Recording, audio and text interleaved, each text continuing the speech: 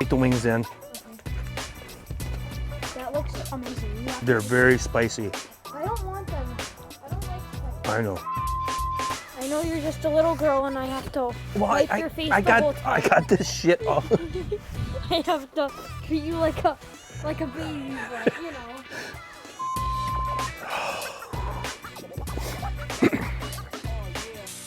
I'm gonna need some beer. Give me a drink, hurry up.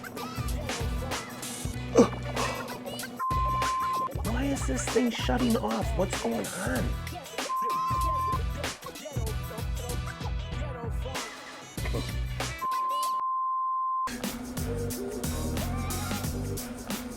That's one crazy bug.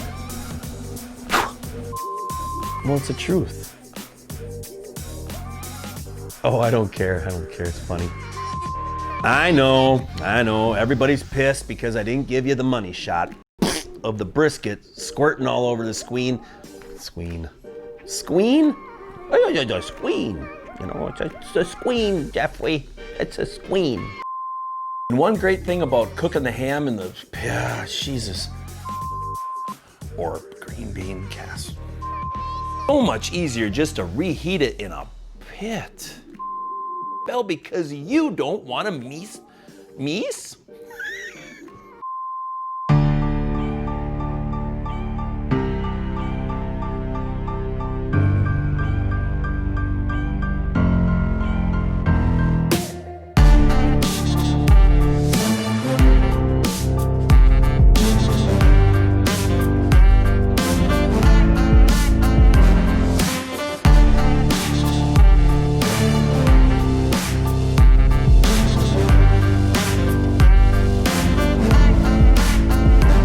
Obviously, this is a great day. I mean, I'm practicing social distancing, but look at those guys. See, they're practicing social distancing too. Very good. That's a really good social distancer there. Howdy. Hi. See, so you can still go out right in the neighborhood and just walk around. You got yourself some wine. Chardonnay, that is, from Wine Till Sold Out. I mean, I can get used to this. I think you can too. Oh, wait, I'm exhausted. Better. You know, and if you don't want to hold the bottle, the great thing about my new invention is you can just let it go down and you just got the tube sticking out. It works, trust me. We're all gonna be doing this real soon, the way this is going. Don't be afraid right now. Just get yourself a nice hazmat suit. Enjoy the beautiful weather. I mean, look at it, it's gorgeous out today. People are working. Ugh. I gotta stop. Refill. So I'm sure a lot of you are thinking I'm taking this coronavirus way too serious. But god darn it, watch one of my old videos and I'll put it in a link above where somebody sneezed in my face. How terrible was that? Wow, his lawn looks incredible. I don't know if I'm talking too much in this mask and that's why it's fogging up, or if I'm running into a cloud of COVID-19. Either way, I'm protected. All right, I better get back to those chicken wings before they burn up. I think my timer's going off right now. If I don't win an Emmy Award for this content, it's rigged. I ain't kidding you. You know when you're cooking at night, the weirdest things pop in your head. Stuff like, there's a skeeter on my, knock it off. There's a skeeter on my, knock it off. There's a one, there's a dozen. You can hear the buzzing. There's a skeeter on my Peter, knock it off. You can sing along if you want to. We've all been there, standing alone by our pits while it's raining, just praying we can light a match so we can have a fire. Our main goal in life is to be that husband, that dad, that hero that can provide our circle of life one incredible cook that will satisfy even the worst hunger for Q. So get ready. Ricer is here to bring you peace and end your struggles of failure. He is here to help you amplify your backyard barbecue fun. Oh, can somebody please tell me who wrote this crap? No.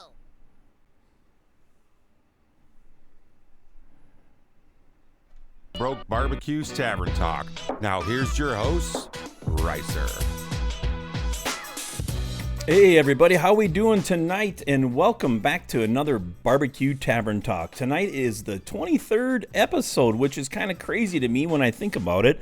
I mean, 23 of them already? Gosh, it seems just like last week that I started doing this. But been very happy with how we're getting people involved and the people that are coming on the show. And actually, it's just going pretty simple. It's an easy talk to hang out with all of you people. And I just want to give a quick little shout out to a few of you that are in the chat right now. We got Pickles, obviously. We got Terry from Madwood Barbecue. We got Frack Daddy Jared himself. We got Daniel Woods from Tailgaters. How you doing, bud? Thanks for joining me, buddy. I appreciate that. We got Delana and Wally. We got Johnny from View to a Grill, and he'll be on a little later, and he's going to talk about some barbecue gloves. He's going to come on for a little bit. We got Skip from Long Quest, Craig from Behind the Barbecue. I mean, Craig is old faithful. So is Chris from East Wind Farms. There we go. There's a what kind of company? East Wind Farms. I don't know. There's another company that I keep on getting tongue-tied on your channel name all the time with it, bud. Grant, good job. I'm proud of that. I'm really happy that your DLX ran well. That's good. Awesome. Let's see who else we got in here. I saw a couple other. Oh, we got Tom from Tom's Food Factory, buddy. How you doing, man? Thanks for joining me. Appreciate it. Yeah, we got a couple other ones in here I can see. So, we've got Daddy Dutch. Thank you, Dutch, for joining. We got the Cookout Coach. I think he had a big weekend this weekend. I think he might have did well in his little competition that he was involved with. So good job, Steve. Congratulations, man. All right, so tonight let's get into the homework first. We're going to talk about that. Keith Bevington is finally a winner of the Mojo. So congratulations, Keith. Contact me and you get yourself a little shaker of it from Sucklebusters. You've been pretty loyal about adding and it's never pulled your name, but tonight you got it, buddy. So good job, man. Proud of you. Thank you for joining everybody. There was only like 6 of you, and there's usually 35 to 50 of you watching, and only 6 of you guys go over there and try to win a free shaker, man. There's a couple of you that always and never forget, but come on. I mean, it's nice enough from Dan Arnold to give out a shaker. Get in there, because you won't win if you don't try, So, hey, Rob, how you doing, buddy? Beer Champ Barbecue. So, but yeah, this weekend I didn't do a lot. I kind of actually had a really busy week with work and other things that were going on with the kids are playing baseball again, so we're running all over for that too in the evening. But I got a little editing done, not much. Wish I could do more. But I did cook some brats and steaks with the Vortex yesterday. No video on it, just did it for fun. And then, but today I did some burgers with on my pellet grill on the DLX with some grill grates flipped over upside down. Kind of fun. I think it turned out, the burgers turned out great. Hopefully the video did. I think I had a couple settings off again. It's like now I'm doing 4 cameras and it's like there's always one camera that's going to be screwed up. But of course, I get pissed off right away. So, but it gets better as we go. But tonight we've got a cool special guest coming in, Greg Rempe. And I've gotten to know Greg from John and Steve Ray, John Solberg and Steve Ray introduced me to him. And eventually I ended up getting on his show a little bit as an embedded correspondent. And Greg is kind of like one of those old warriors in barbecue talk. I mean, it's pretty amazing how long he's been doing it, this podcast. And he doesn't just do like a podcast. He's live on Facebook. He was live for a while on YouTube, but because of the bandwidth issues, that was an easy one to get off from. But we're going to bring him in and kind of talk about what pulled him into being a podcast host. And the guy doesn't know just one person in barbecue. He knows them all. I mean, he knows everybody, and it's kind of amazing when I see people that have been on his show on their type of rewinds and 10 minutes or less stuff. It's amazing that the people that he knows and brings in. So let's get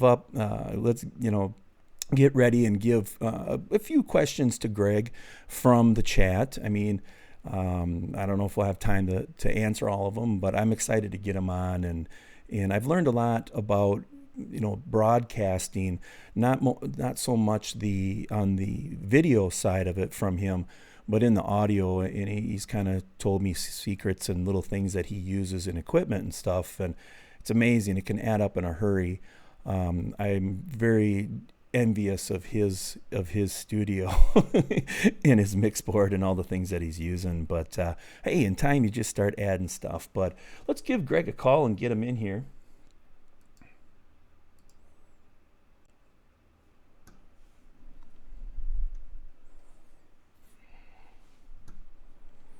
Here he comes. He's got the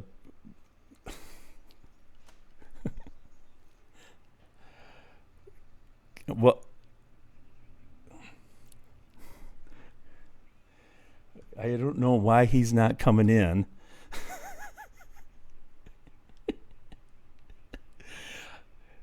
Good, but I don't have a connection with you right now on my show with Skype for some reason, and I don't know why you're not showing up, my friend.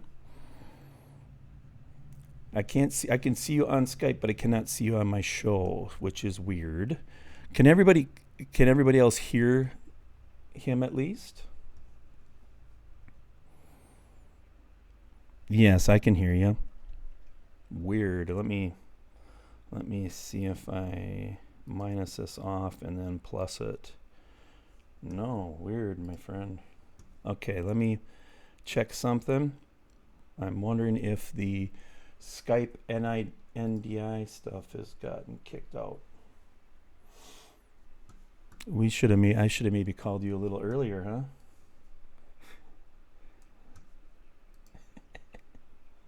huh? They cannot hear you. Can't hear or see. What the heck? This is weird. Yeah, let me just check this real quick here, because it should be into advanced.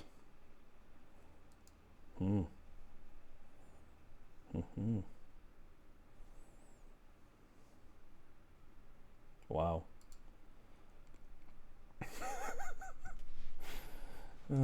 Yeah, let me call you right back. Let me try calling you back and see if that works. I don't know, because I have no clue how to shut it down completely. Something's up here. So let me call you right back.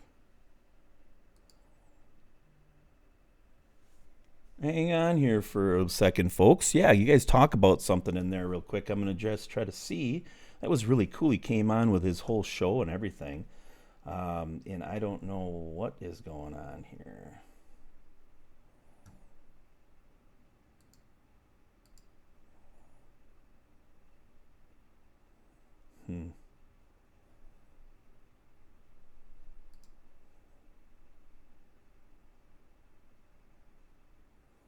Weird.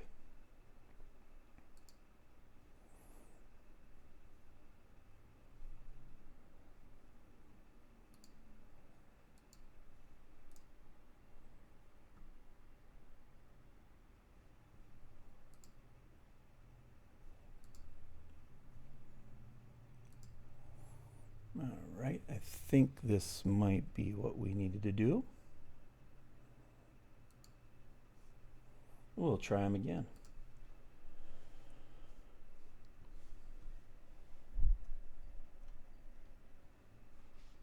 Please work, technology. All right. Let's get back to the BBQ Central Show. All right, this portion of the show being brought to you by Pit Barrel Cooker, the most unique and versatile cooker there is known to man. Wait a second. This isn't Tuesday night, Sunday night. Jeff, thanks so much for having me. Great to be here. You bet, Greg. Thank you for coming on, man. I appreciate it. Sorry about my technical difficulty, but it basically boiled down to is I had an update on Skype again, and it shuts off the NDI allowing Skype and all that. So, Jeff, I remember the first time I did my first live show, too. You're well on your way to success. Thank you. Well, coming from you, Greg, I really appreciate that, man. So. For sure. So I know you pretty well. I mean, I've been on your show a little bit and hung out with you via the internet. And you've been doing this for about 13 years, if I'm correct, on the podcast, the BBQ Central Show? Yeah, more or less. More or less. So what got you? I mean, obviously, I got your bio and I threw that in there about your dad kind of got you into the cooking live fire and all that, and it just kind of became an obsession throughout high school and college. But what made you actually start the whole podcast part of it? What got you into saying, "Hey, I want to be on there"? There wasn't really anything that, well, the easiest way to answer that is, originally this whole thing was born out of a online forum that I had. Yes. So with an inundation of other barbecue forums at the time, I wanted to separate myself from everybody else. So I started podcasting, and then there was an influx of barbecue podcasts. And to separate again, I decided to do a live show. And that's what the show looks like now, 12 years later of doing a live show. So it was never like it's nowadays people just get into podcasting because they think they have a voice, or they want to get in and share a thought, or they want to be political or religious or what have you, or talk about barbecue. That wasn't the impetus for me. It was just to separate and make my forum even better than the next guy's forum. That's it. Sure. And then when you started to, like when you first started, you recorded everything and then put it up to a podcast that got you into the live. But what pushed you to the live?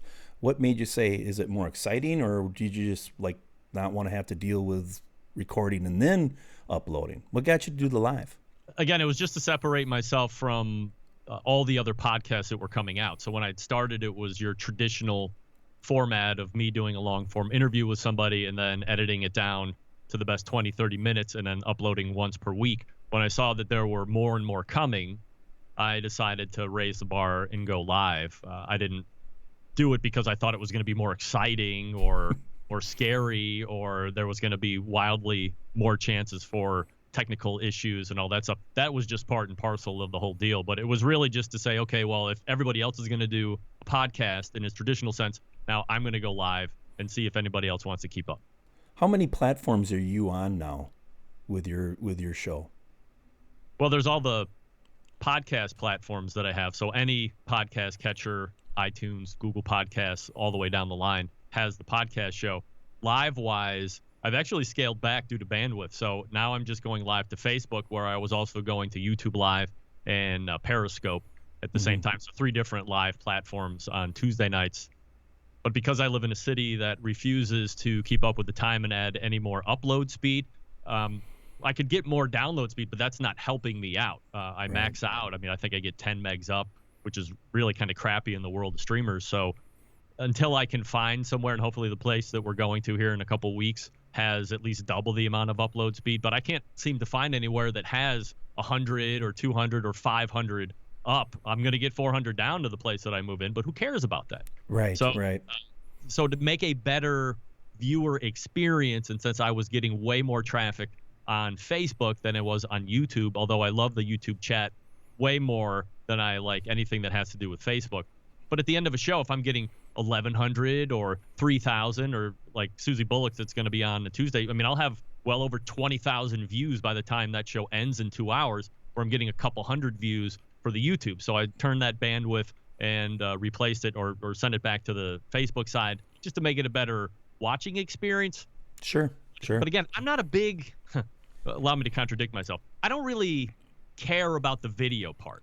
Not only do I not even, I just don't care about the video part. Now, I have vMix, I spend money on it, I've added production, all this stuff over the course of time just to make it a better watcher's experience, but my listenership lives and breathes in downloads, and that's just audio. So my overriding goal has always been to have superior audio, better than anybody else, to make it a easy listening experience for my subscribers. And you do. I mean, you are the guy to talk to about audio. I mean, really, you've worked hard at it, and it is that pleasing type of level. I can't explain it. I don't know what y'all do, but there is a pleasing level to a podcast, and you're there. You're there. You don't sound like too crackly. You know, it's really clear and all that. So congratulations. I know you got a lot of money in your board and all the stuff that you put into it, but you know, hey, I mean, it's part of your gig, you know. I mean, everybody, when you're doing this type of stuff, I'm sure you didn't start out with the board that you have now. That's for sure. Oh, no. I mean, it was, I mean, if you listen to the first show I did, it was a travesty. I mean, it was literally me calling into a teleconference thing, like freeconferencecall.com might have been it. And you would call in, and we all sounded like we were on phones because we were all on phones. Right. And then then I was a guest on some guy's podcast called You Are the Guest. And this was the first guy that really stepped my game up. He was originally a radio guy, and he had this great voice, but he also sounded clean, and his fidelity was good. So I really just picked his brain about equipment setup and how he does this and how he makes himself sound like that. And he was very forthcoming with all his information. So then I realized I was going to have to make some investments into sounding better.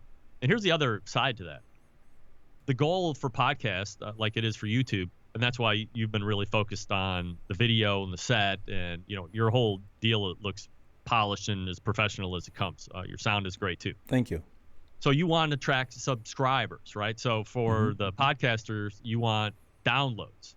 Right. Why would I offer a crappy audio sounding product? And maybe as a listener, you don't realize that it sounds that crappy, but by the end of every show, you seem like you have some kind of mental fatigue, like you just worked out, because you don't realize subconsciously you're trying to work through all these hurdles of bad sounding audio, and you can't hear the guest, and there's no edits, and it rambles, and there's no direction. I wanted to eliminate all that over the course of time as I realized I could hone it in and always make it sound better. So I don't have that hurdle for the listenership. So they don't have a reason to unsubscribe just for my technical side. Now, if they don't agree with what I'm saying or take and they unsubscribe, I mean, what am I going to do? I want people to love me. I want people to hate me. I don't want everybody to love me. So, I mean, of course I want everybody to love me, but I'm not doing my job if everybody loves me. So I wanted to eliminate the technical hurdles and allow people to make their decisions on whether they like the show or not on the show's content, and that's it. Right.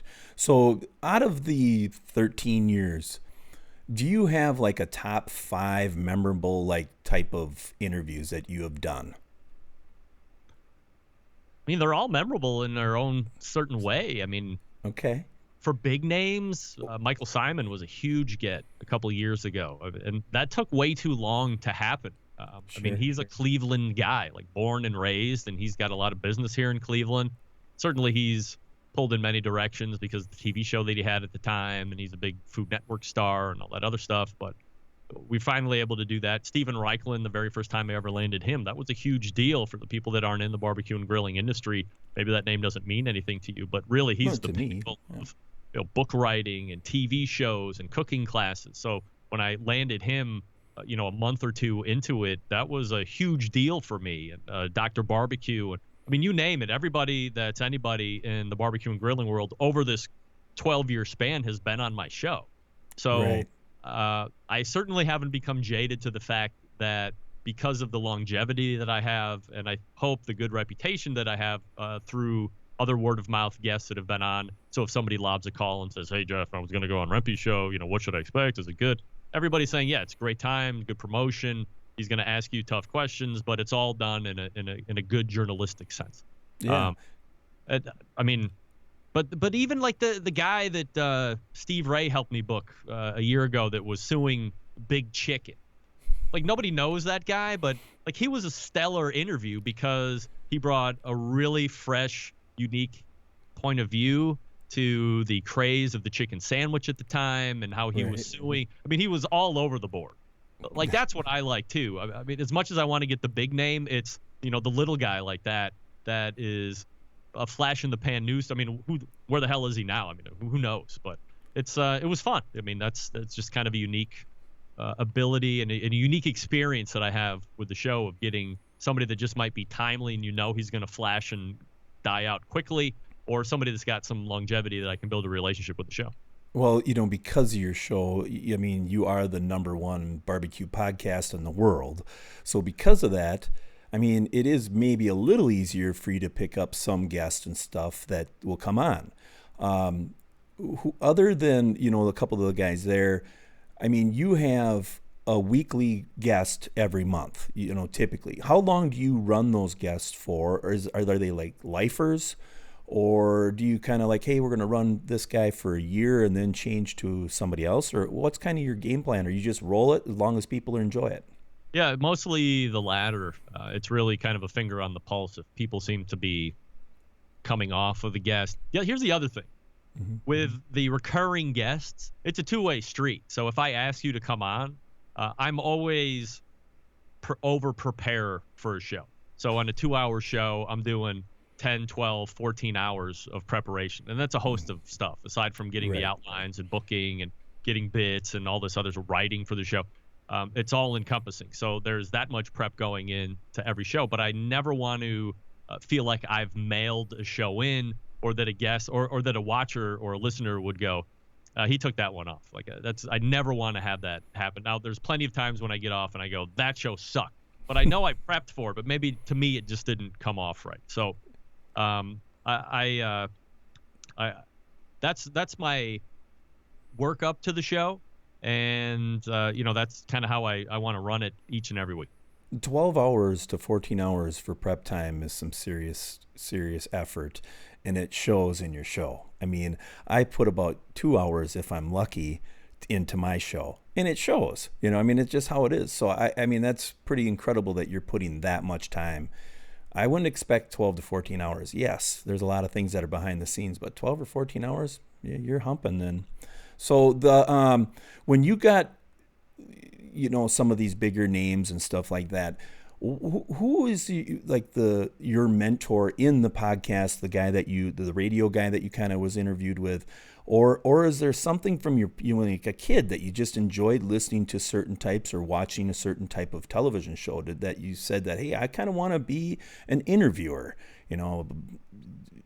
Is there something on that realm that was in it? Because I mean, to become a podcaster, or like myself doing my little show, I just do my show because I have a YouTube and I enjoy BSing and learning with people. Sure. What was the drive to make you say, hey, I think I could interview people? Let me hold that answer off to the side because I didn't answer your other question, and I apologize. Okay, yeah. I was getting into a thing and I got sidetracked. I let you run. So the two-way street on the recurring guests, right? As I had mentioned, I want to make sure I prepare. But if there's been times where I feel like the guest has started to mail it in.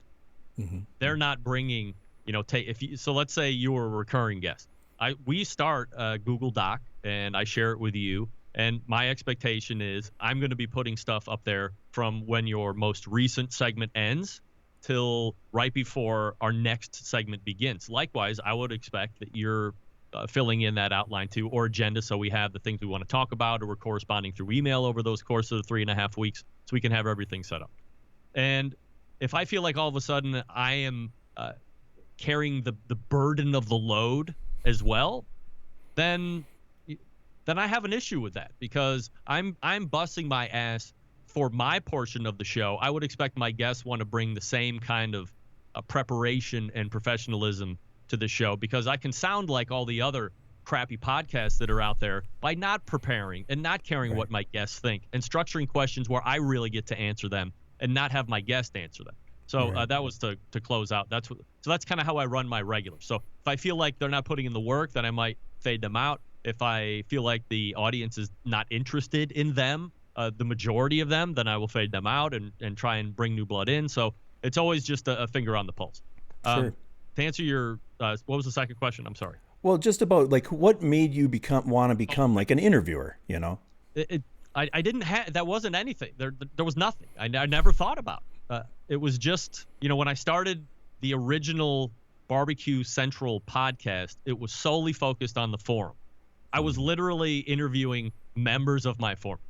You were Dead Broke Barbecues 6832, and I have you on, and we learn what your real name is and what kind of cookers you have, and I would give statistics about the forum. I mean, who cares? It was really hyper-focused just to build value for the forum members. Right. And then I decided to branch out and say, oh, maybe I could fish in the guy that made Texas Barbecue Rub, or I'm going to really go out of my comfort zone and see if I can't get Steven Reichel.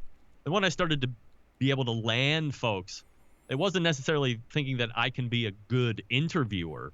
It was, let me see if I can get somebody, and then I'll figure out what happens after they commit. I'm a sales guy by profession, so I'm really good at talking extemporaneously, making stuff up off the top of my head, or being able to go in many different directions. So I'm not worried about how I'm able to jog or go left and right and lose my place. But it's it was just never.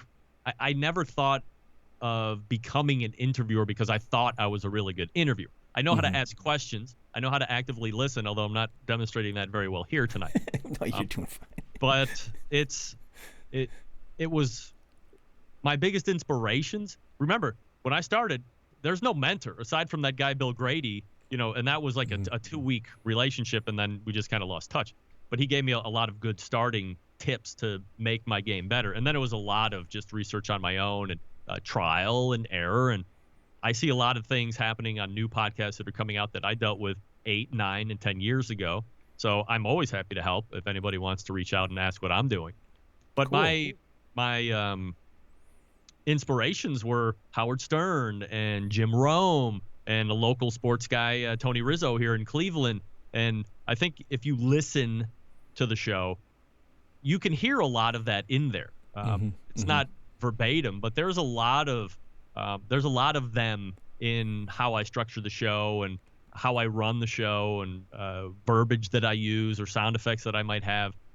It's all an homage, and it's all kind of a pay it back to the folks that inspired me as I listen to talk radio, because being a sales guy, you're trapped in the car a lot of time with windshield time. And I could only listen to the same 10 songs so many times on Sirius Hits 1 or whatever radio station terrestrial I was at in the country.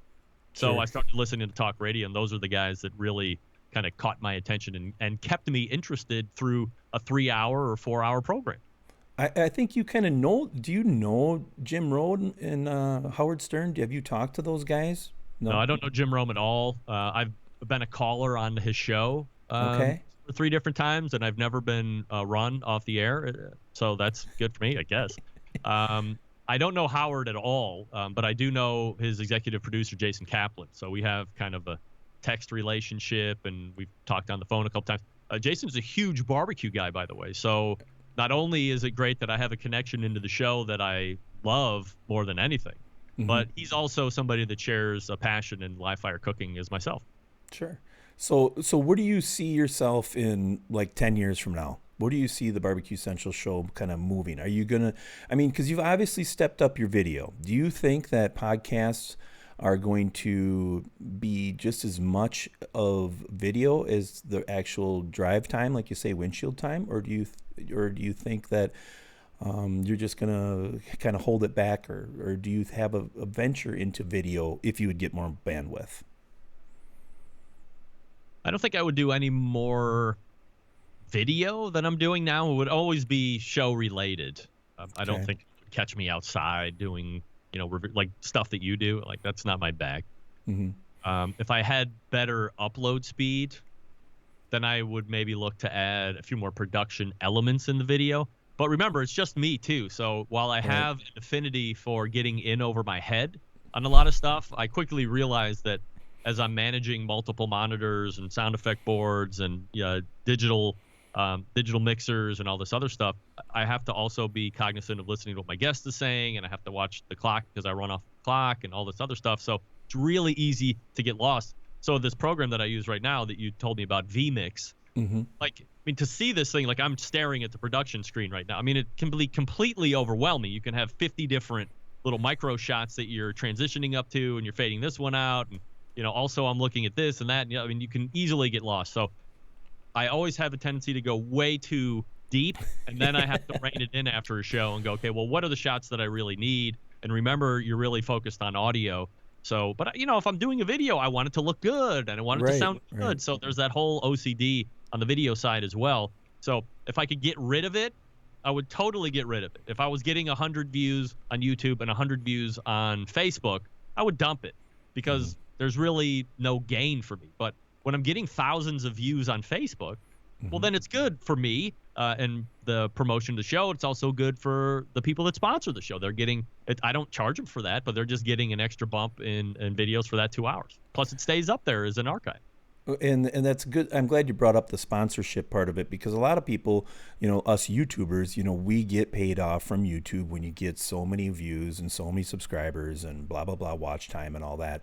In your podcast, you're selling reads, right? That's how you're doing some like commercials in your show, and that's how you're getting some money back for all your efforts, correct? Yeah, that's what I do. It's kind of the standard in radio, I guess. But again, going back to what I was listening to, that was where my comfort zone was. I don't really know what other ways of getting money there are in podcasting other than subscribing to some affiliate thing. Like you hear a lot of people talking about whatever the postage thing is, or audible.com or what. I mean, Right. if affiliate marketing is your bag, whatever. I think that's stupid, and you make zero money at it. So if I'm going to make money, I want to make money. So I will. In the beginning, it was me approaching companies and selling them on why this is a good idea, while also telling them, oh, by the way, I can't guarantee that I'm actually going to be able to sell anything for you. But the win is we have a focused target market. These folks that listen to my show are in the barbecue and grilling industry. You have a barbecue and grilling product. We can position it right here in front of everybody. There's not a better market. If you're going to do regular radio, you have a whole swath of people that don't care about barbecue and grilling, so they're not really listening anyway. Or if you drive out of the broadcast area, they're not going to hear it anyway. So here, people have the opportunity that like barbecue and grilling to subscribe to the show, and then they will be introduced to my sponsors. And then if they're become regular listeners of the show, now they're hearing it.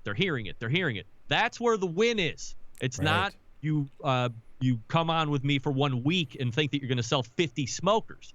It's the repetition. So when they're in the market for a smoker or a rub, they think about Butcher's Barbecue because they hear it on my show, or they think about Pits and Spits because they hear it on my show, or they think about Big Papa Smokers. When the list goes on, that's where the win is. And by the way, I'm not charging, a lion's sum of money, nor am I sitting on bags and bags of cash.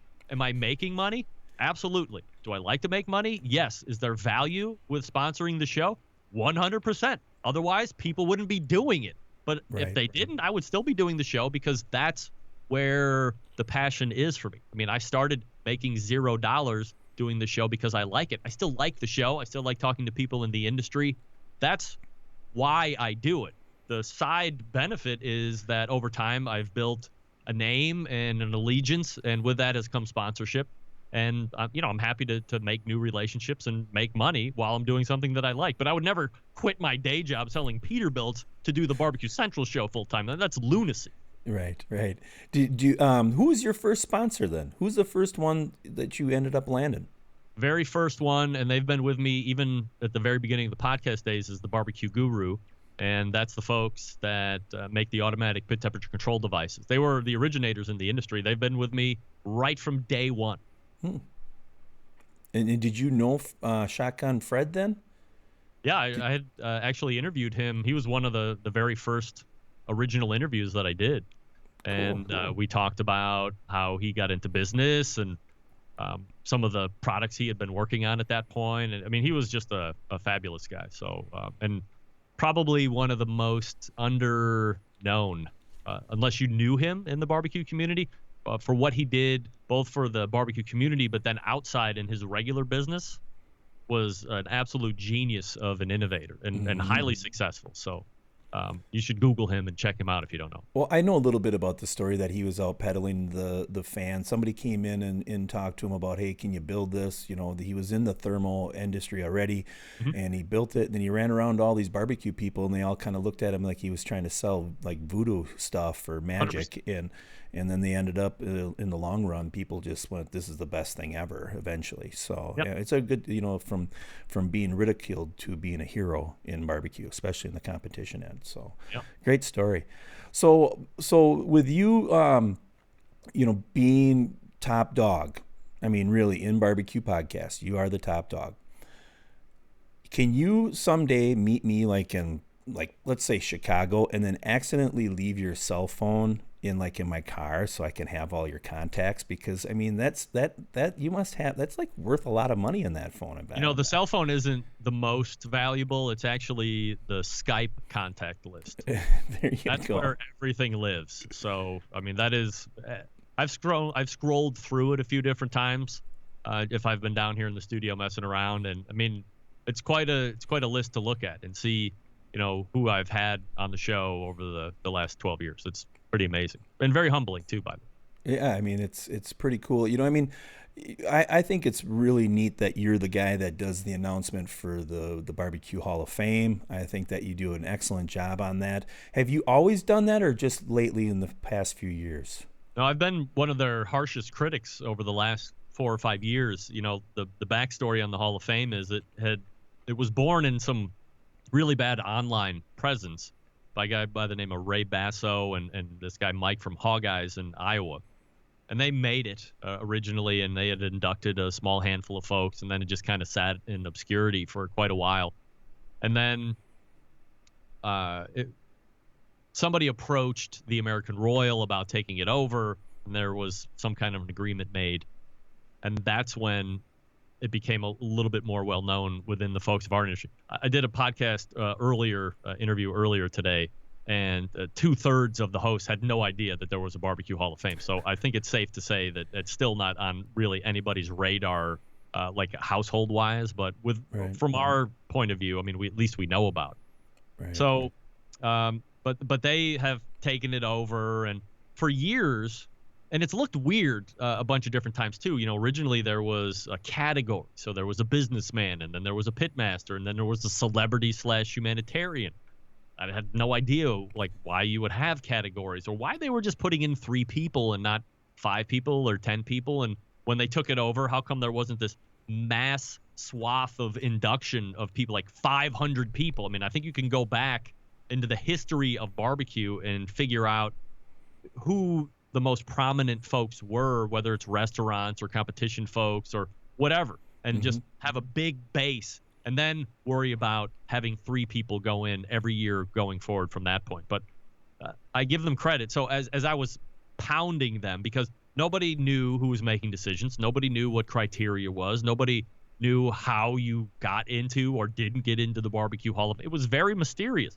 And then 2 years ago, Emily Park over at the American Royal had called me and said that she wanted to come on and have the announcement of who was getting into the Barbecue Hall of Fame that year. And she came on, and she just threw the curtains open, totally transparent, named names of who's on the nominating committee, and here's how we do it, and here's what we're taking into account. And really blew the doors off of what I had been railing on for 2 or 3 years. Because remember, what's interesting to note, and by the way, everybody's asleep here in the chat room. I guarantee. Well, no, I know they're going. So the thing to remember here is this. The Barbecue Hall of Fame is unique in the fact that they're the only Hall of Fame that goes to the general public to solicit name nomination. Major League Baseball, the NFL, the NBA is not coming to you or me and saying, who should be in the Basketball Hall of Fame this year?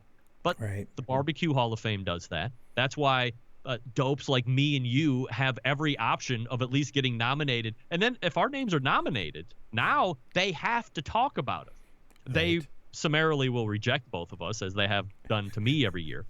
But they have to bring us up, and they have to talk about it. We don't get that opportunity, right?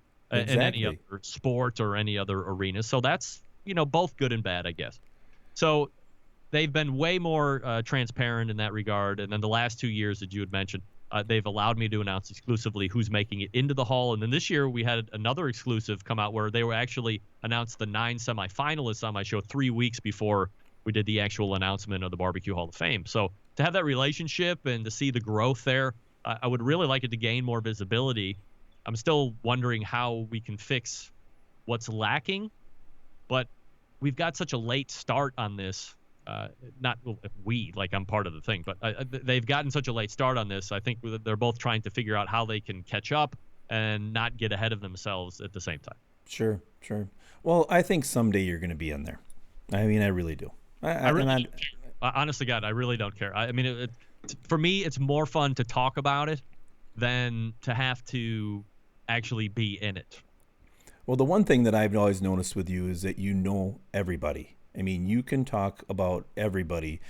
I don't have that wealth of knowledge in barbecue. I know the people that I know, and that's about it. But you're always striving to learn more people. So you got a lot of brain matter in there holding all that and retaining that, because it's been a long time though, Jeff. Don't forget. I mean, a lot of this is just because I have longevity. I mean, I've just amassed the knowledge because I'm in it. I'm really not that smart. I hate to break the news. Well, you've got good memories. I mean, you've got a good memory skills because I tell you, when I ask you a question, you can rattle it off. So, I just want to thank you for coming in and spending a little brief time with me. Is there anything you want to tell us? I mean, everybody's been sharing your show. I've seen it come up on a little bit with the BBQ Central, but everybody, get over. Check them out on Facebook for sure. If you want to watch the video, if you're used to and enjoy watching the video part along with the guests, you can see most of them most of the time. But is there anything you want to leave us with? Just follow me socially at BBQ Central Show on Instagram, Twitter, TikTok, and Snappy Snap, and /BBQ Central Show on Facebook. And tune in live every Tuesday at 9 p.m. Eastern Standard at thebbqcentralshow.com. It's been a pleasure of mine to be on your show, Jeff. I thank you so much. Thank you, Greg. I really appreciate you coming in. And when I have a question about audio, you're going to get a text message. So you're like the cool guy in my phone, just so you know. So all right. I'm happy and humbled that you even said that. Thanks so much. You bet, bud. So all right, man. Well, have a good night and take care. And someday I'm going to get you on again. All right. All right, Jeff. Thanks so much. All right, Greg. Take care. Bye. All right. Well, there we go. There's Greg. We got to give him a round of applause for sure. I mean, it's just amazing to me when he tells me about all the different people that he's talked to and had conversations with and all that. It just mind boggles me because, we all kind of have like this group right here. We all have our little group that we talk to and we don't span out much.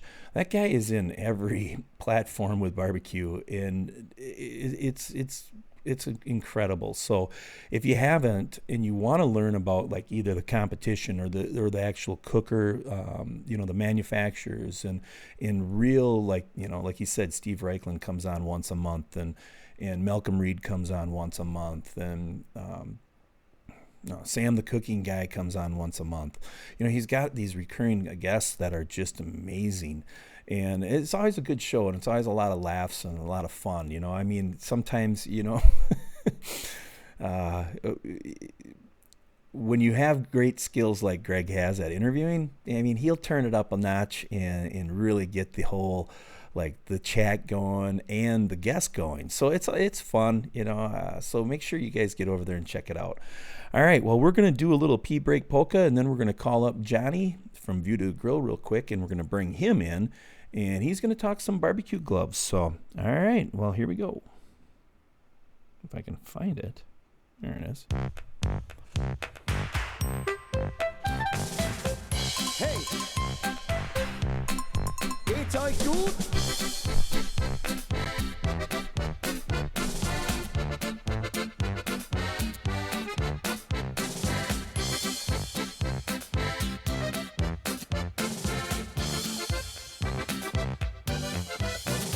Super! Hey!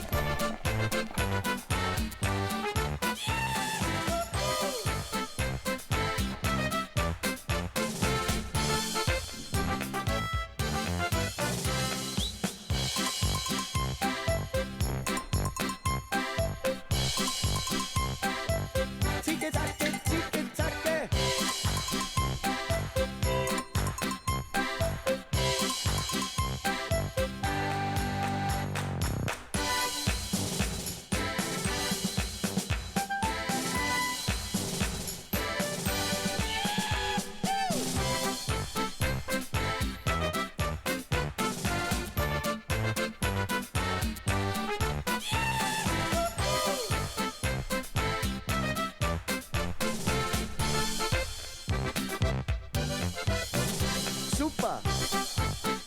Hey.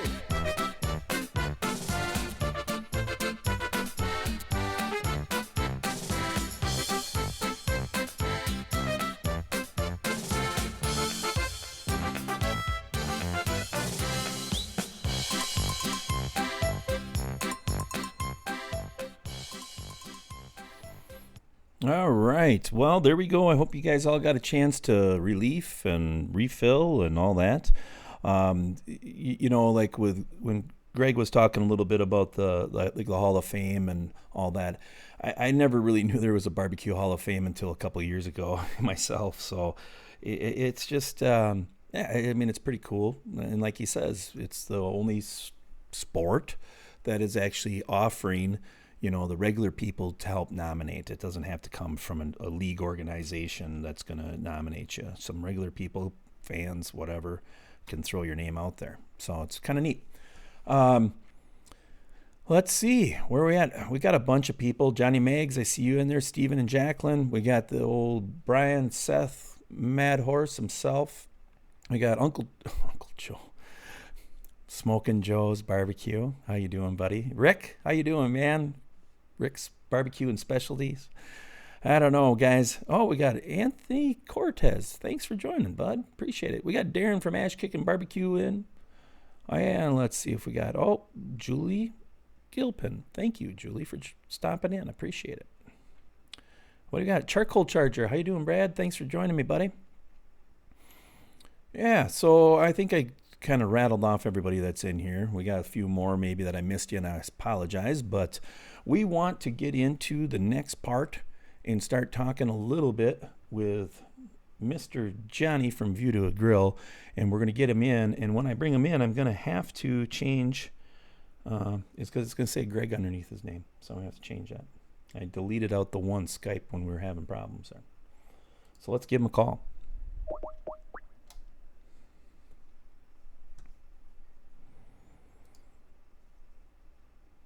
I think he's coming in. Can you hear me? Can you see me? Hear you. Can you hear me? I can hear you. I don't know if you're on. You're not online, though, Johnny. I can hear you. Yeah, I can hear you, too. You're on. I think people can hear you, but I don't know. You got to turn your camera on, maybe?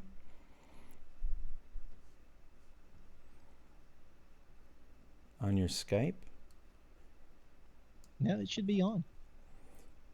Well, it can't be another one that's not NDI. Let's just go back in here again. Settings. How can that be?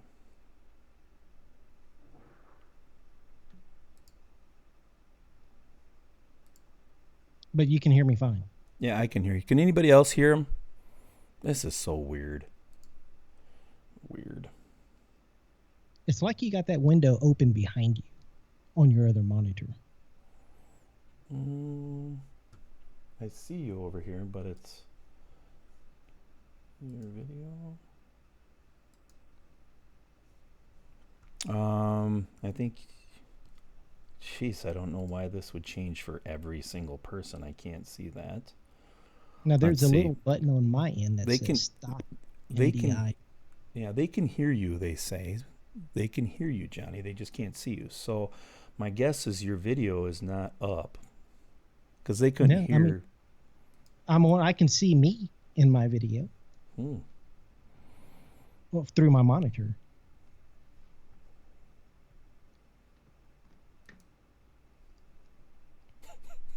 I tell you, lately it's just been so many dumb things. There you go. Dude. There you go. Now What'd you click? I didn't click anything. There you are. So you're on now. So, all right, we got you, Johnny. Perfect. All right, man. All right. All right. So, hey, so you want to talk a little bit about gloves, right? Grilling gloves, barbecue gloves. Yeah, man, it's kind of like the unsung hero of, grilling. All of us use them, but one thing I get a lot of questions on are, whenever you can grab something that's hot, and most people think you're just using these gloves bare, Right. They don't understand that you have the cotton gloves under them. Right.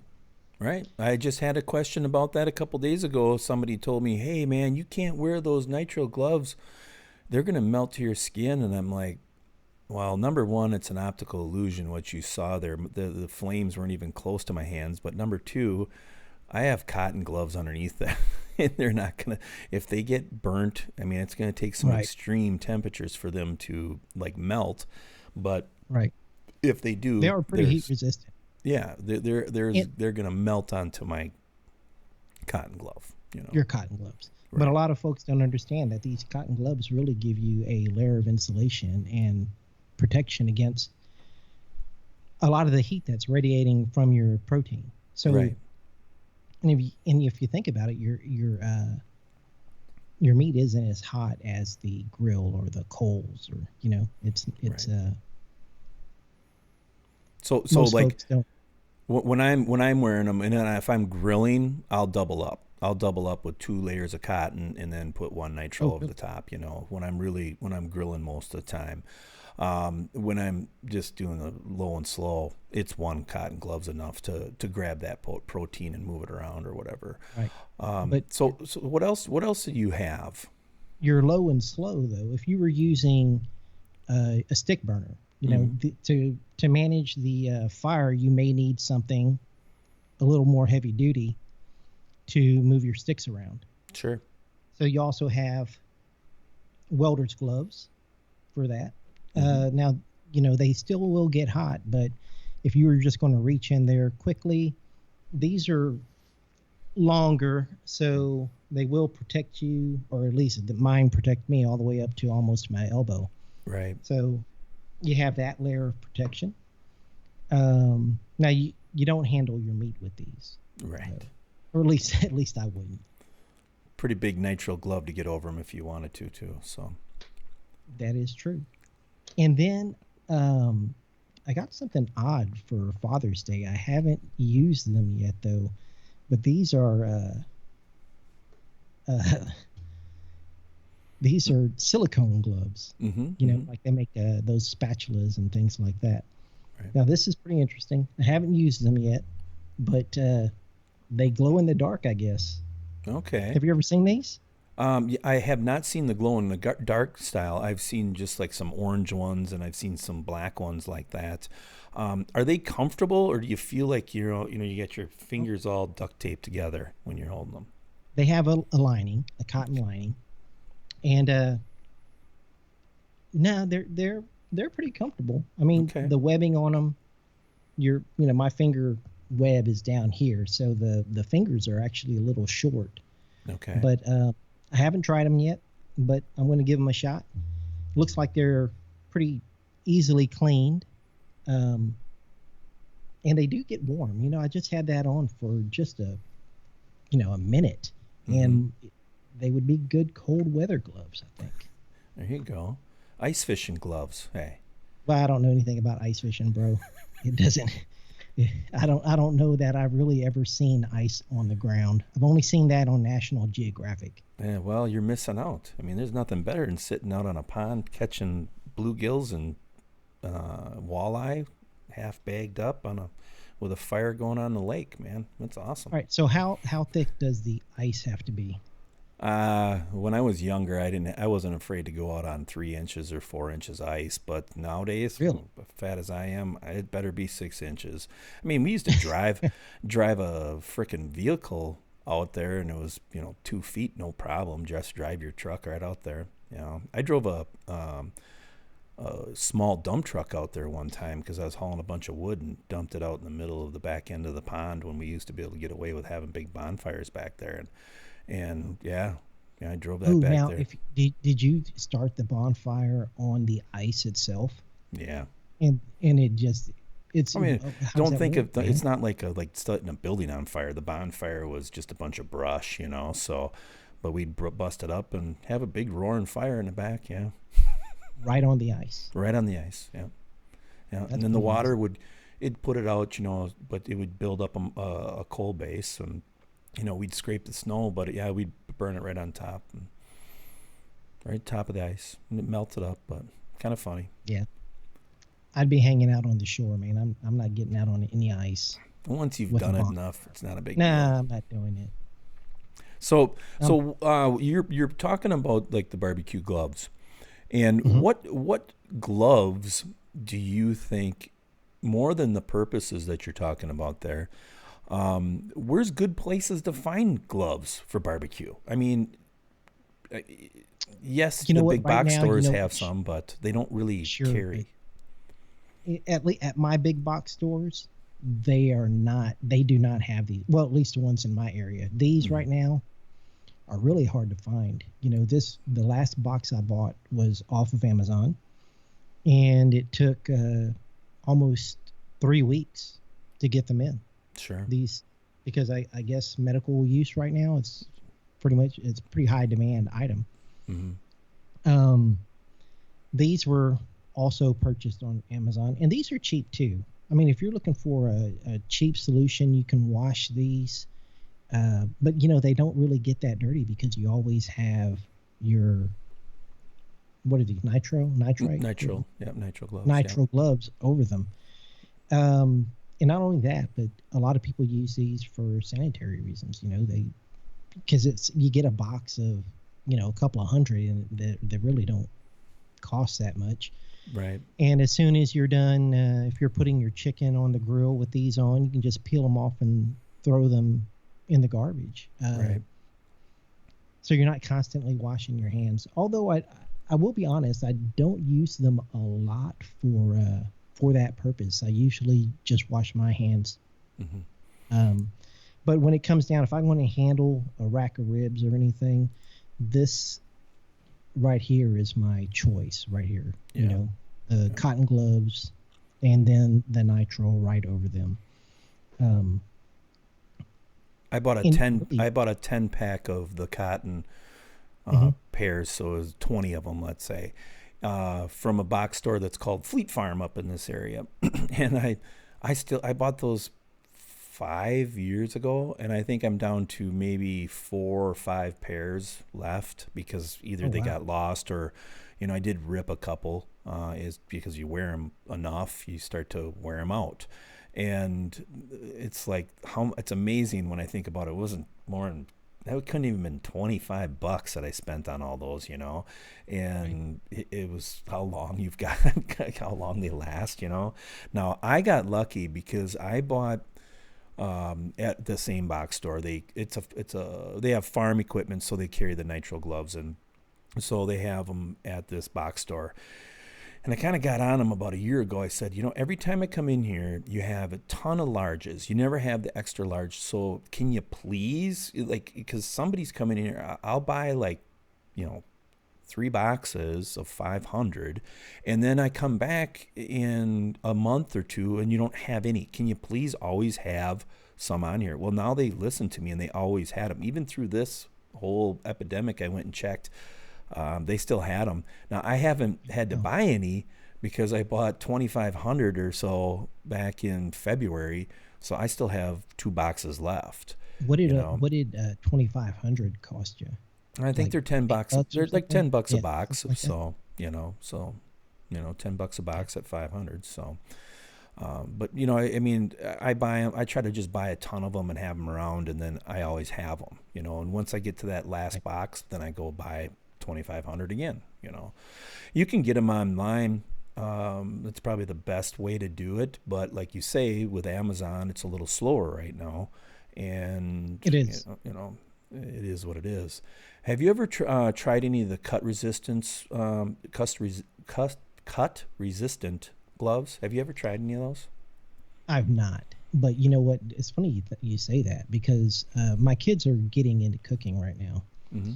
And my youngest son, who is 12, he just an hour ago, man, pulled out the big knife, and he was going to cut a block of cheese in half because he was going to grate some cheese. And it just looks so dangerous, because sometimes you let your kids do things just so they can learn. Right? But right. this was a choice between fingers and cheese, so I had to step in on that. And in my head I thought, I wonder if the cut resist, or they don't. I'm sure you can still cut through them. I don't know how they work because I've never even seen a pair up close. But I did that. did think of that. Because, like, I've seen them, and Chris from Eastwind Farms is asking if they're Kevlar. I'm not sure, Chris. I mean, they're on Amazon, and they just say cut resistance, and they kind of look like a cotton glove, They look like a cotton glove. And I just never, because there's times where you're cutting a lot of meat. I'm going to be cutting a lot of meat next weekend. I've got a big party that I'm helping my buddy cook for, and we're going to cook a ton of meat, and it's a lot of trimming.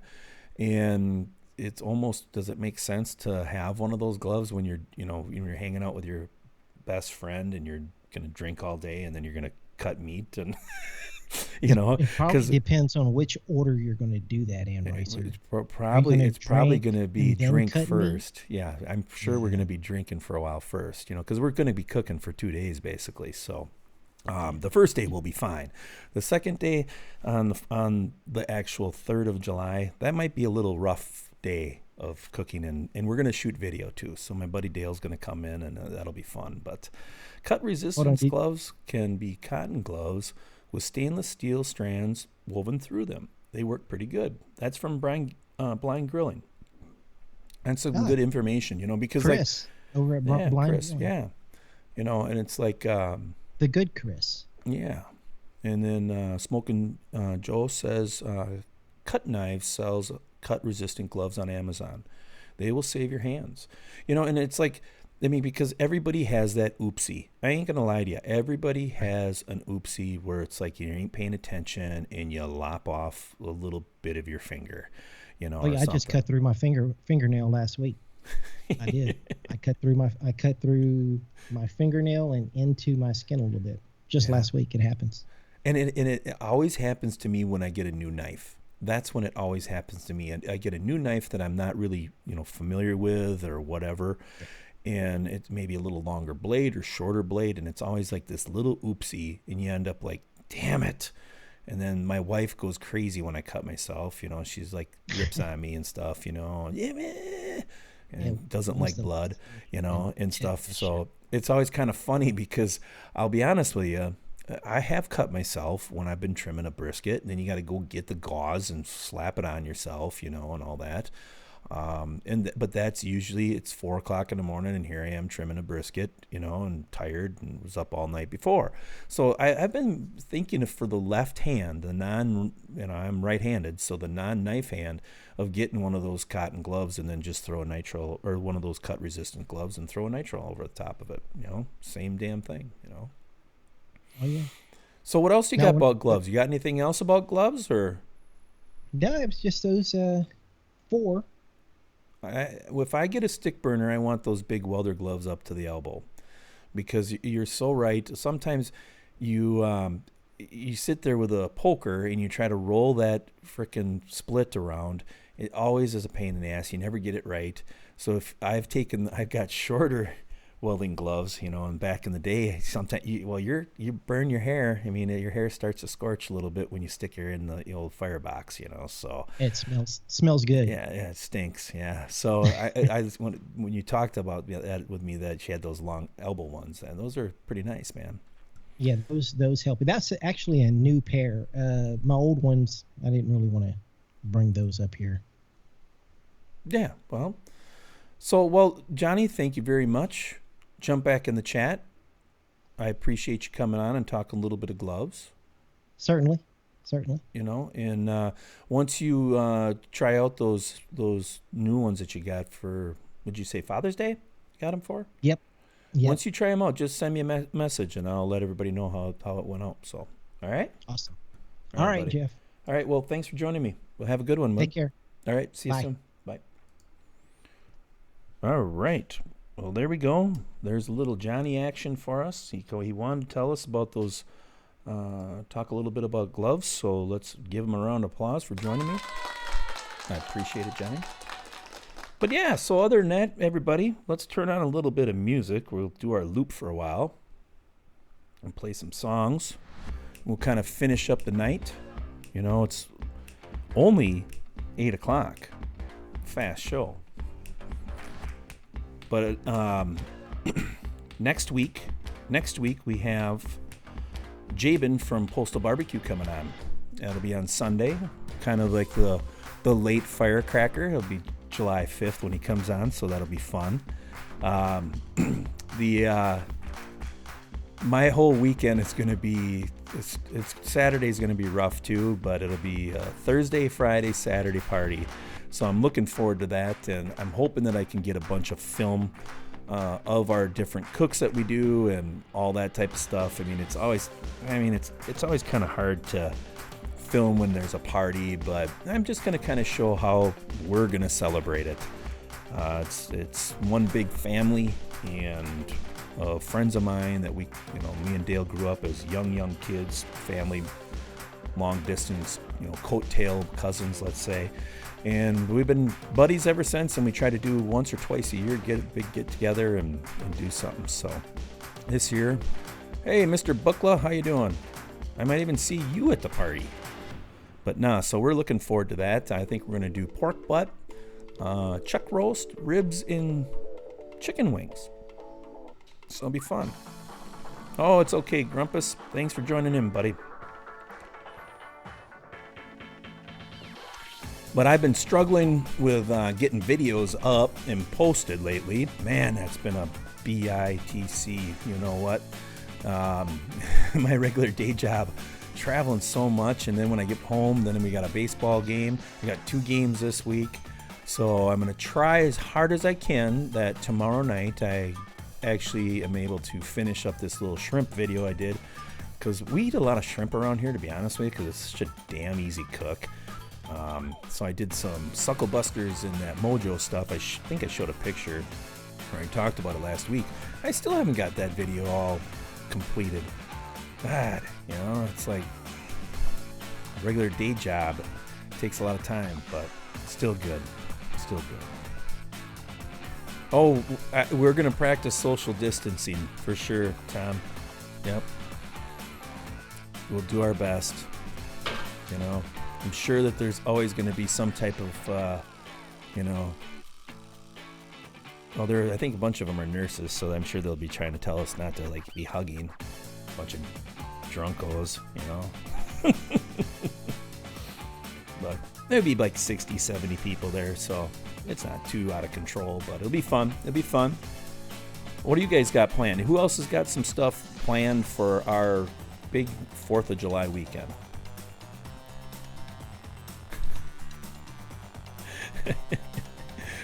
That's true, Tom. Gosh, I hope not. I'm 50 years old. I don't want to have a little pup running around. I don't miss diapers. It's like the worst thing. I liked it when they're in the bucket. You just carry them around in a bucket. This is my kid. He's in a bucket. That was fine. Then they start grabbing stuff when they're 2 years old and busting crap. But the whole dirty diaper thing, and then as they get older, it's just nasty. They should invent a machine. Going to a local cook-up hosted by a local meat company. Awesome, Russ. That'd be fun. And it's obviously there's still the whole, COVID and some spikes that are going on and stuff like that. And yeah, social distancing is still, I guess, important. Part of me, I ain't gonna lie to you, I just want to get it and be done with it. God, it's I'm sick of it, but who knows if that's the right decision either, but I don't know. So you gotta live your life too. Just laying around, sitting in a house is no fun. It's not fun at all, so it's been driving me crazy. 4th of July is Grumpus's birthday. You are an official firecracker. My mom's birthday is July 5th, and she always called herself that she was a late firecracker with a slow fuse. But no, other than that, I think, hopefully I can get 2 or 3 videos filmed that weekend, or this long weekend. I have off Wednesday, Thursday, Friday, Saturday, Sunday. So hopefully I can get that camera rolling. See, here's Johnny saying that be careful of those gloves. They get really slippery. Yeah, I was kind of thinking that same thing with the silicone on there. If you got a big, juicy brisket, would that get where it's kind of tough to hold it if you can't? Because some of those ones that look like their fingers are like this, dumb gloves. And it's like I've tried them on, and it's like you can wear each hand on each other and all that. It just does. It's so uncomfortable. I'm like, I would drop everything. Man, I got like carpal tunnel and all these aches and pains from my old previous work days, using my hands all the time on printing equipment. So it's always like, ugh, I can't imagine how I would have any real coordination with those goofy flopper gloves.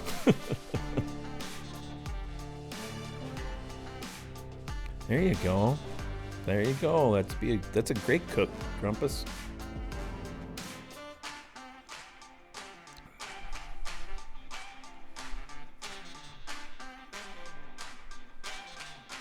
There's some truth to that too, Darren. I agree. Isolating yourself at home lowers your immune system. It's July 31st of August. All right. Cool, Steven.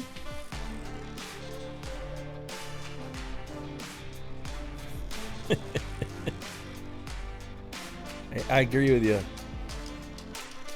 Rob. Kind of me too, and it's like I am traveling all the time. I meet so many people, and I mean, face to face, talking, nobody's sneezed at me yet, so that's been a good thing. But, more conversation with people all the time, so I really haven't ran into anything like that. Cooking and grilling with Sherwin. Hey, how you doing? Thanks for joining us.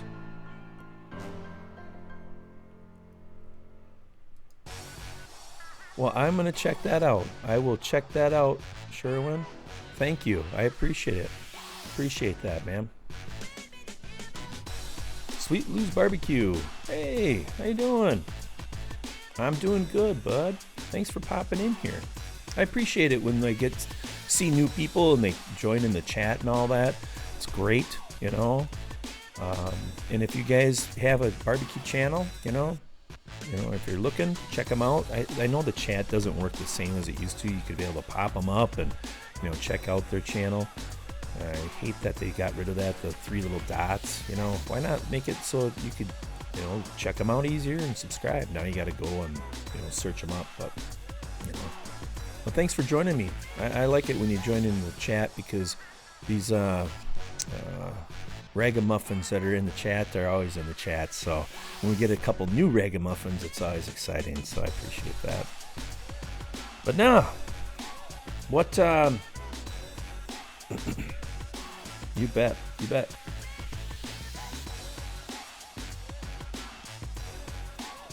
But no, the thing that I've kind of noticed, like with the whole meat thing, I've noticed that beef prices are coming down, and I'm very, very happy about that. That's been a huge like relief. Gosh, a friend of mine, Izzy Q, he told me that he got a Costco for $2.99 in Michigan. So he used to live in Minnesota, now he lives in Michigan. But he's like, yeah, I went to Costco and $2.99. So I think that's really good.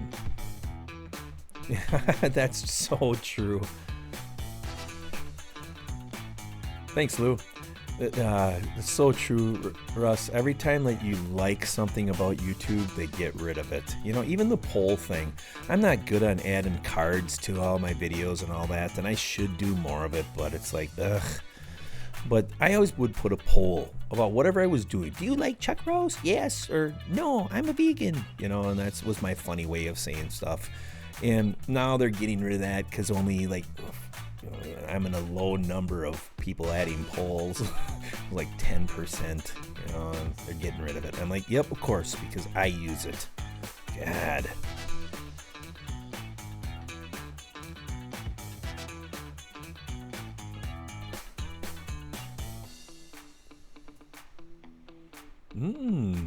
Here we got some serious cooking. Darren's going all out. Good job, buddy. A little bit more than what I'm cooking. But yeah, we're going to cook 2 days, for sure. And again, it's not that many people, 60, 70, but it still takes a lot of food, and we don't want to have just one certain thing. We want to kind of throw as many things at everybody as we can. So, yeah, we'll do I think we're just going to do baby back ribs just because I'm going to do it in the Bronco, and that way I can wrap them and put them back on the grate and have them finish off that way. It's a little easier, instead of hanging them and cooking them all the way through. I mean, I've done that several times in my pit barrel, and they're good, but you always have that tendency of them breaking off. So you got to double hook them for sure. Then or they're gonna end up in the fire. Man down, like I said. All right. At Sam's. All right. Well, that's good. So Darren got one for $2.99 also. So I'll have to check around my area. I mean, I haven't bought a brisket now for a couple weeks, 3 weeks. But at that one, I paid $5. I don't remember if it was $5.86 or $5.29 or some stupid number like that a pound. But I wanted to do a brisket on the Weber with that Ultra Q from Barbecue Guru, so pay the piper. But it was damn good, so even if I don't like paying $5 something for frickin' brisket.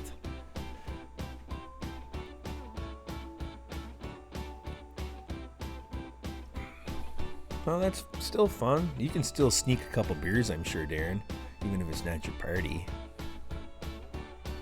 But no, so for the most part, this next week, I'm looking forward to just hanging out with some friends and cooking. I mean, that's kind of what the 4th is about. Family and friends and cooking.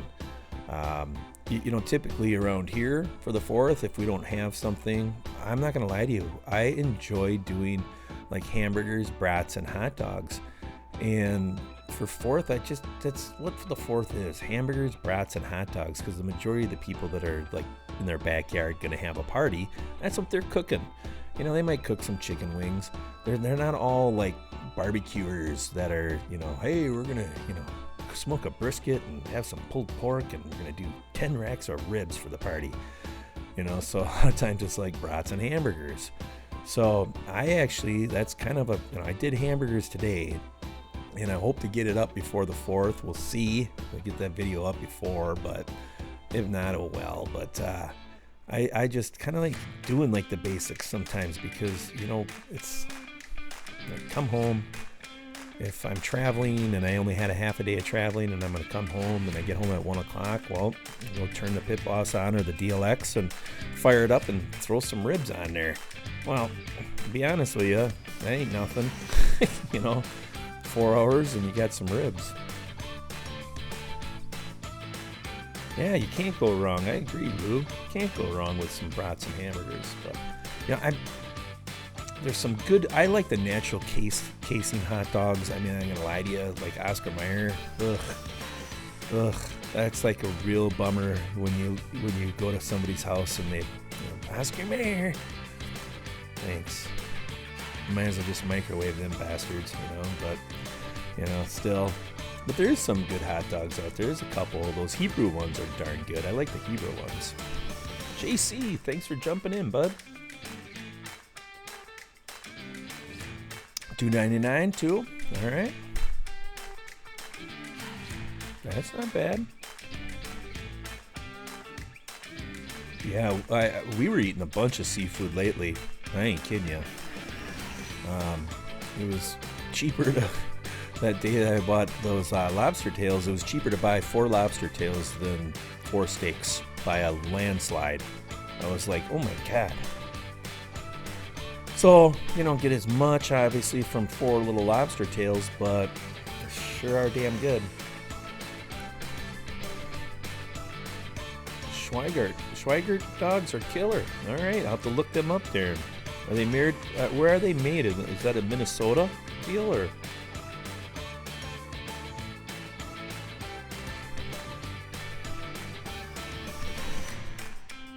Huffman's? Okay.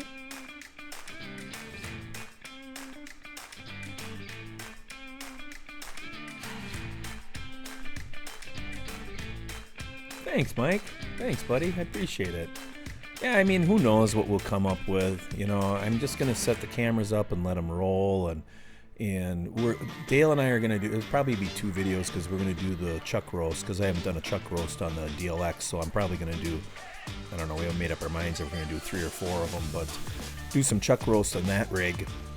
And then behind the scenes, behind the garage, actually, behind the garage barbecue, we'll have the pit boss running some pork butt. And then the next day, we're just going to do some ribs and do some chicken wings with the Vortex. I haven't used the Vortex for a while, and I actually got a new one a while back and never used it. Never even used it. A brand new medium-sized Vortex and never used it. Just sat there, and I'm like, I got to do a video. Well, finally did one, or finally used it yesterday and did some steaks and brats, and steaks were overdone. Pissed. I forgot how hot a Vortex gets. I mean, when you use the regular little charcoal baskets in the center, and I usually, like when I cook picanha or New York strips a lot of times too, I'll put the charcoal baskets in the center and then fill them up, and then wrap the fat cap towards the inside, towards the charcoal basket. And I'm like, well, I'll just do this same thing. We had a couple tenderloins, butterfly tenderloins also, and then 3 little ribeyes and a bunch of pack of brats on one side. And holy crap, I forgot. I'm like, yeah, we'll just do it 6 minutes. 6 minutes to flip, and then you set them on top.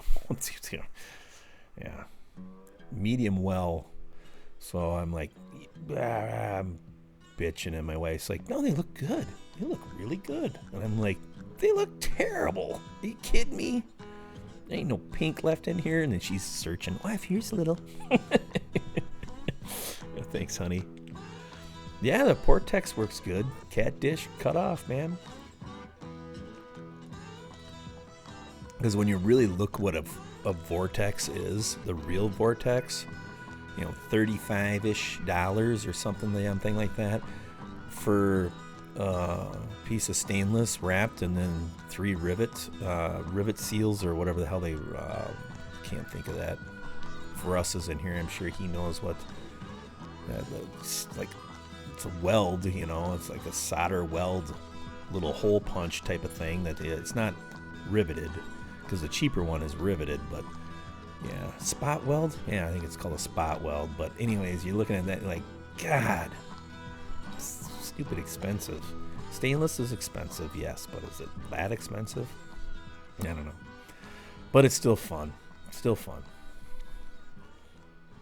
But if you don't have one, I'd say spot welded. Yeah, spot welded. If you don't have one, I would suggest that you get a Vortex if you got a Weber kettle, because they are kind of versatile. You know, I mean, I want to do a beer can chicken in there. I had a person ask me to do a video of a beer can chicken. I've only done a couple beer can chickens in my life, to be honest with you. And I've just shoved a can up their ass and put it on there, and they don't have the rig or anything like that to hold it. Well, I'm going to be honest with you. The only thing that is just a little bit of moisture, in my opinion. I don't think they don't taste like no frickin' Pabst Blue Ribbon chicken to me, but I think all it really is just the moisture. So I get it, but I don't know. We'll do it. I'd rather just usually do like a chicken half, you know. But you can get a pretty cool color from those Vortex when you do it that. Good night, Pickles. Yeah, spatch can over a beer can chicken. Spatchcock. Interesting. I haven't seen that one before. So you spatch it and lay it right out on by the breast? Is that where you're laying it then? Kind of up on that part, or are you putting it down towards the bottom of the cavity there? Pour the beer in a pan and put a spatchcock cooked chicken over it. Yeah, there you go. Oh yeah, spatchcock is better. Okay. Yeah, that's a good idea too, Russ. Get a little flavor, boil it in there. Love it. Yeah, I don't know. I don't know what cooker I'll do it in, but the young man asked if I would do one on a spatch or a beer can, and I'm like, sure. I don't even know if I've done a spatchcock video. Cook it usually that way, but a lot of times though, I just like to cut it into halves. I don't know. I like chicken halves. Yeah, I do too. I like that idea too.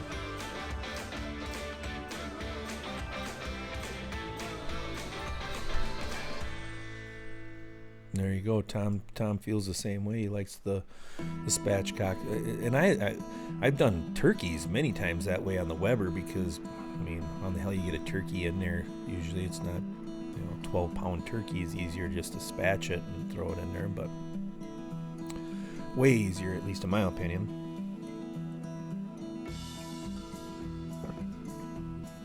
But no, I think trying to make it like barbecue red. Figure out a way to, with the right rub, and get that thing so she shines. But a lot of times when I've, a lot of the chicken that you see that they've done the beer can, it gets a little more charcoal-y looking, Oh yeah, by far, spatchcock, much more even cook. Even if I like, doing it the hard way, like, full turkey, and I've had pretty good luck. The video that I did with my one turkey video, because remember, I haven't been doing videos very long, but the one turkey video they did, that method that I do on the pit boss, it actually works fantastic. And I've had a couple people that have done it the same exact way as I have, and they're like, I can't believe everything came out with, the breasts were at 165 and the dark meat was 175, and I'm like, well, it took me a couple times to get it right, but we got her. So, I mean, it's all cooker thing. It's a whole cooker thing,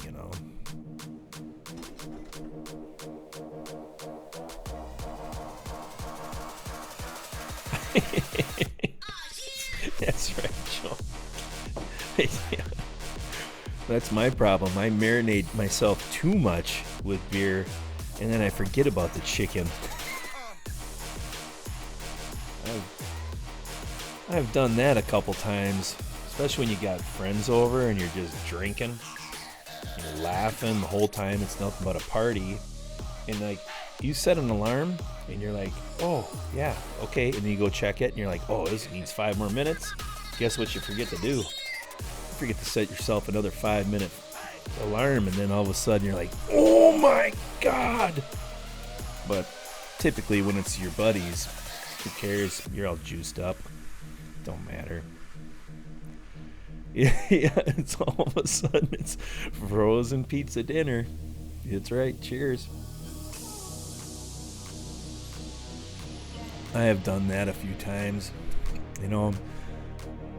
God, I don't know if you guys have ever tried the whole, and I've done it a couple times, and I kind of like it.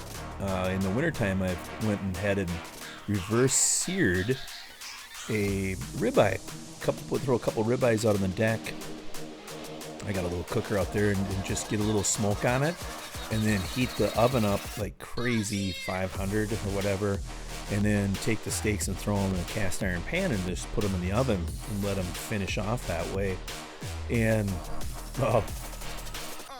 that's not always the smartest thing to do, is when you're sitting around and you're drinking with all your real good buddies, because you'll forget, and then you're like, oh, and you go and open it up, and they're like, Jesus, what a dumbass.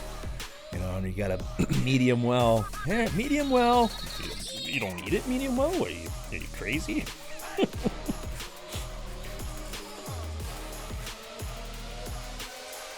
If Jake is still watching, if Jake is still in here, he's a medium well guy. I got him hooked into medium now, though. Now that he understands how much more tender the meat is and how much more flavor there is, he's kind of doing the medium thing. I'm proud of him. He's been doing some steaks, and been pretty proud of his steaks that he's been doing, because he's like, okay, I can get past the juice. You know, everybody, the hemoglobin, whatever Def Leppard used to say in the beginning of that song, Uten, Eaten, Gotten, Globen, or whatever. But yeah, that's, oh, you got to have at least 4 slices in there, buddy. It's not the Corona, it's the lime. At least 4 or 2 full slices, you know, then you've got a good Corona. Because, you know, if you go to the grocery store, like Walmart or Sam's Club, and you buy the bag of limes, they only last for about a week. Even if you keep in the refrigerator, they start to a little bit. So I buy a bag compared to like going to my regular grocery store. If I go to the regular grocery store, they're like $1.50 a piece or $2 sometimes, and it sucks. So then what you end up doing is, you know, you buy 5 of them. Well, you buy the whole bag, load it up, keep on shoving it in there until you get that beer all the way to the rim. Might as well, you know. But no, it gives you a little bit more limey flavor, and especially when it's warm out, there's nothing better than a little bit of citrus, right? Yes, I've had land shark before. I don't mind it. It's okay. I gotta drink it with a lime though. I've become such a, you know, everybody gives me shit all the time about drinking Corona, and especially that, you know, my buddies, you're like, yeah, you know, you used to drink, well, yeah, if I drink German beer, it's like 4 German beers, and then I start, ich sprechen Sie Deutsch, ein bisschen bitte, you know, and all of a sudden, next thing you know, I can't do it. So if I drink Corona, I can have a few limes in there, and I don't get polluted. That's a big thing. Jimmy Buffett's beer, yeah. But no, or wine. You guys know I drink wine too. But today was not a wine day. You know, remember up here in Wisconsin, when it gets around 85 degrees, it's hot. And you're Viking blood, it's hot. But I'm not dinging it, man. Denying it. I'm not denying it. I love the German beer. I love it. I drink a lot of it. But not as much as I used to. All right. Good job, Joe. It's a great night when you get wasted on wine. I had a good Cabernet Sauvignon today for the hamburgers, so, but it was literally too hot, like underneath that tent, for me to like really enjoy like a room temperature glass of Cabernet wine. I mean, I drink it. Now, if it was a white wine, much better. Zero hangover. Yeah, if it's good wine, you ain't gonna get a hangover. You drink it all day long. You might start seeing things like aliens, reptiles, and stuff like that. We had a snake run through the yard today, or slither through the yard today. It's actually pretty hilarious. My wife is like petrified of snakes. She doesn't like them. And I'm not a fan of them. But my oldest, he's like, there's a snake. It's going in the garage. And I'm like, what? Yeah. So it was a garden snake, not a big, crazy snake or anything. And he slithered in, and he closes the garage door.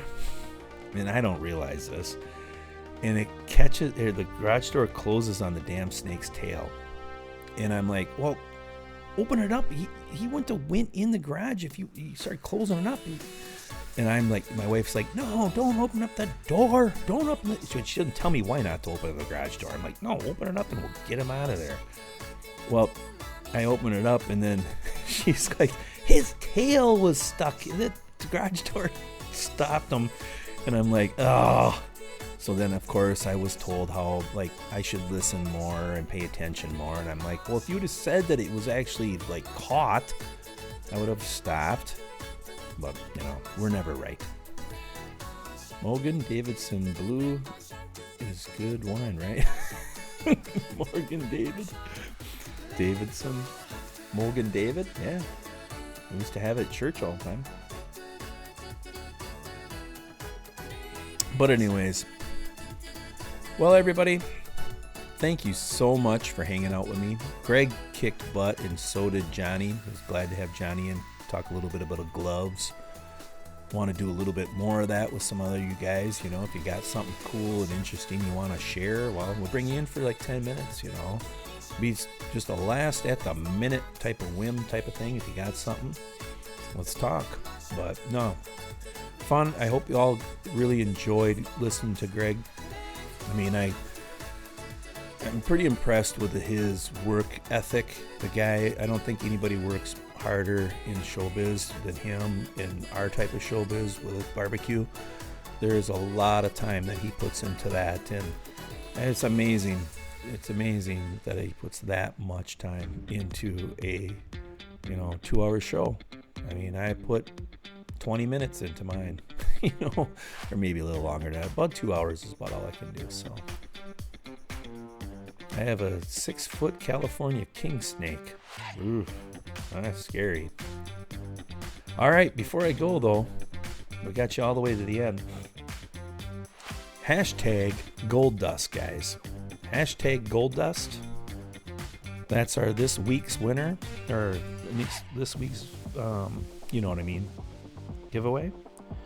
Gold Dust. Hashtag Gold Dust. Thank you, Mike. Thanks, everybody. Hey, Brad. I'm good, buddy. I'm good, man. How are you doing? Thanks for stopping in, dude. Fellow Wisconsin. No, you're Indiana. Sorry. There's another Brad that I talked to.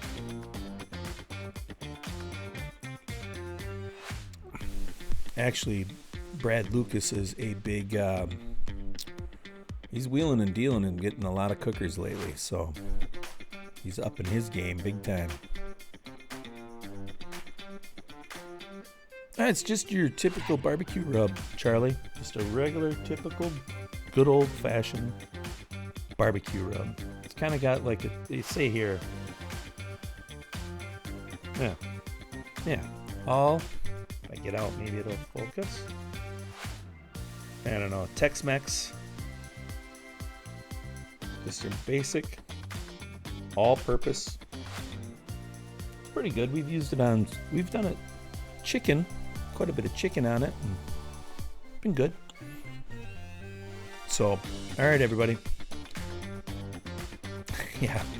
Yeah, I agree. When you start getting and you start buying stuff for your hobby, the wife is usually asking, why in the hell are you spending all this money on stuff that you like?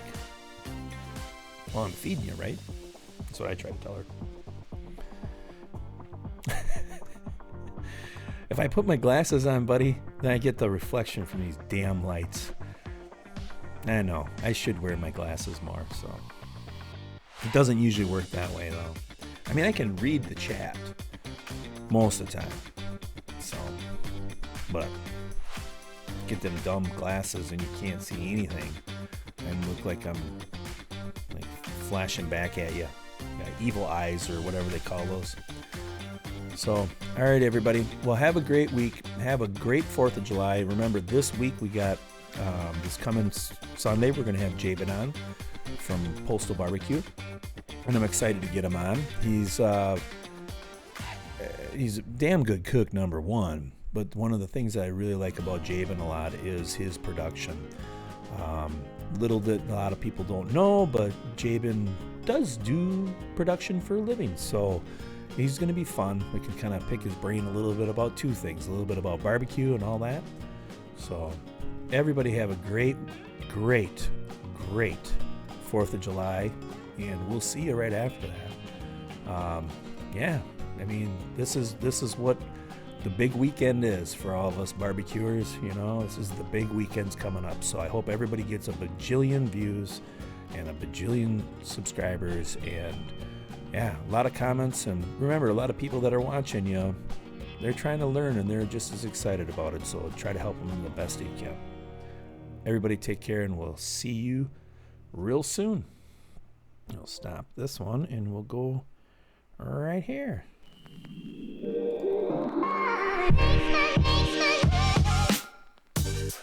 It's closing time. You don't have to go home, but you can't stay here. Thank you so much for joining Ricer on BBQ Tavern Talk. Before you go, make sure you hit that thumbs up or hit the thumbs down. Leave a comment. Subscribe. Hit the notification ringy bell. All of those YouTube things. Action figures sold separately. Batteries not included. If symptoms persist, seek medical attention. Only one per household. Call toll-free number before digging. Caution, filling is hot.